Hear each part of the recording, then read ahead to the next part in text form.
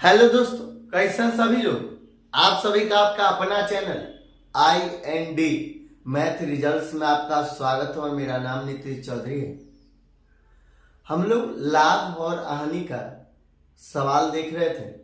चलिए उससे आगे हम लोग सवाल देखते हैं। सवाल कहता है, एक रेडियो को 10% लाभ पर 990 रुपया में बेचा गया। यदि इसे 890 रुपया में बेचा जाता तो कितने रुपया का लाभ या हानि होगी। यहाँ कहता कितना प्रतिशत नहीं, कहता कितने रुपया का लाभ या हानि होगी। एक रेडियो को 10%, मतलब मेथड 1 और मेथड 2, यहाँ दो मेथड से बनाएंगे। कहता है एक रेडियो को 10% लाभ पर 990 रुपया में बेचा गया। 10% कोई भी चीज अपने आप में 100 होता है। 10% लाभ मतलब 100 का 10% कितना 10 होता है। 100 में 10 जोड़ दें कितना हो जाएगा 110। और 110 यूनिट का मान कितना है 990। 110 यूनिट का मान है कितना 990। 1 यूनिट का मान कितना हो जाएगा 9 हो जाएगा। इसका एक्चुअल कीमत पहले निकालेंगे और एक्चुअल कीमत निकालेंगे। कोई भी चीज अपने आप में 100 यूनिट होता है। एक्चुअल कीमत कितना 100, तो ये 100 यूनिट निकालें और 100 यूनिट कितना हो जाएगा 900। 100 यूनिट का मान कितना है 900। और कहता है इसे 890 रुपया में बेचा जाता है।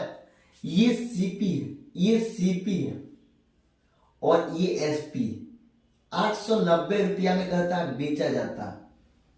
ये 890 रुपया में बेचा जाता है। इसे 890 रुपया में बेचा जाता है तो कितने रुपया का, कहता है कितने रुपया का, कितना प्रतिशत नहीं, कितने रुपया का लाभ या हानि होगा।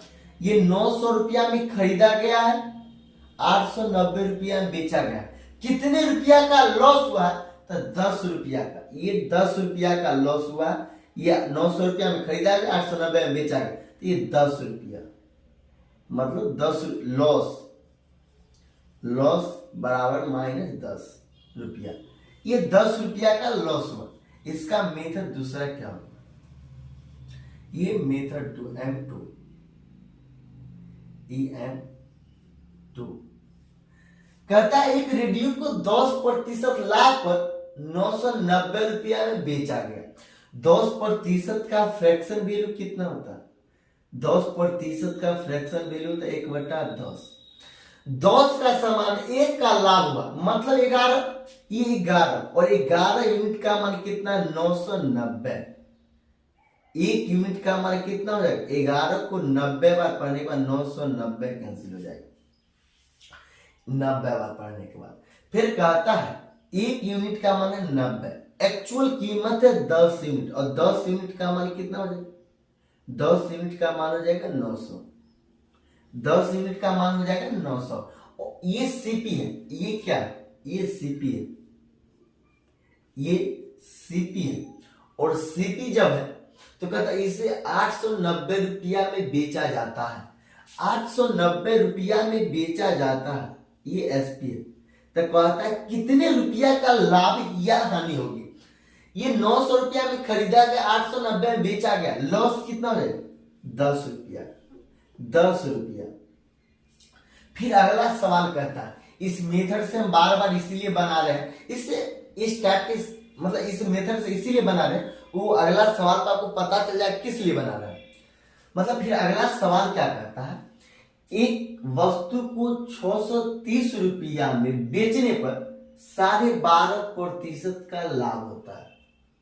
बताइए आज कोई भी चीज अपने आप में 100 यूनिट मान कर बनाएगा तो 100 यूनिट मानिएगा तो 12.5% मतलब 100 12.5 हो जाएगा और 100 12.5% का मान हो जाएगा इतना।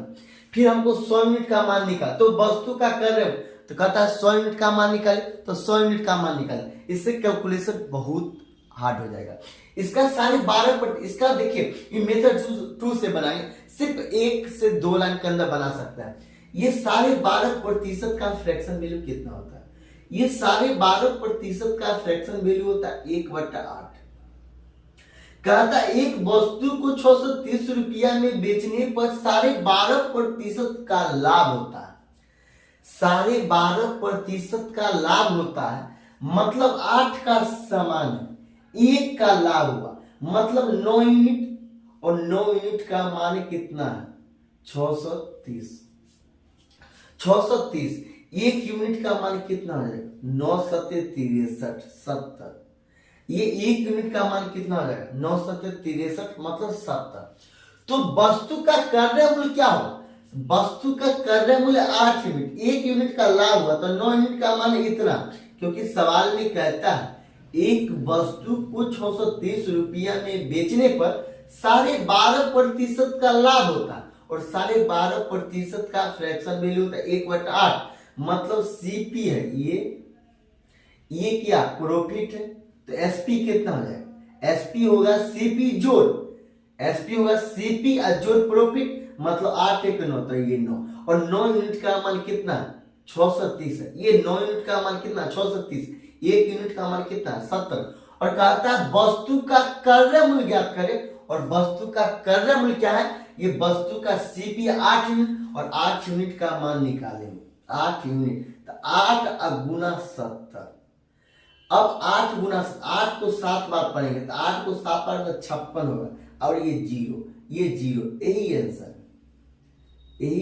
है। ये दूसरा मेथड से बना है, सिर्फ 2 लाइन के अंदर बना सकते हैं किसी भी सवाल को। अगर अच्छा लगता है तो लाइक और सब्सक्राइब कर लीजिएगा।